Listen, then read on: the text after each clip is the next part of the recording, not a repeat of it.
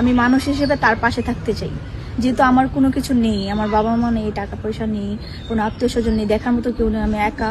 তো সে যদি এই সবকিছু জেনে শুনে আমার পাশে দাঁড়ায়, তাহলে আমি সবকিছু তার সবকিছু জেনে শুনে আমি তার পাশে দাঁড়াতে তার রাজি পাশে আছি। থাকতে চান।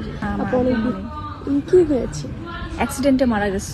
অ্যাক্সিডেন্টে দুজনেই একসাথে মারা হ্যাঁ, গেছে? দুজনে একসাথেই মারা গেছে। আপনার সাথে ছিলেন না? হ্যাঁ, আমিও সাথে ছিলাম। ভাগ্যক্রমে বেঁচে বেঁচে গেছে। গেছি। আপু আপনার নাম, কোথা থেকে এসেছেন, বয়স কত?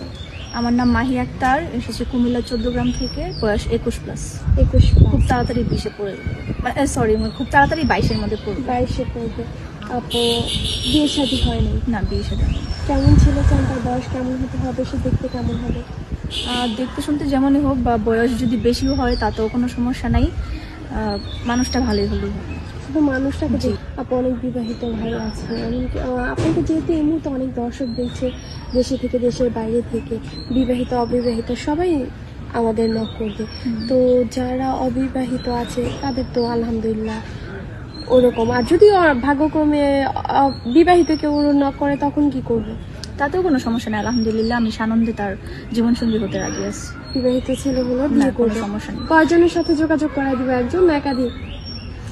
না দেখেন, এখন যোগাযোগটা যদি বলি তাহলে একাধিক যোগাযোগ করায় দিতে পারেন, কারণ হচ্ছে একজনের কিন্তু কল দিয়ে কিন্তু কথা বলে কিন্তু সেগুলো থাকতে চায় না।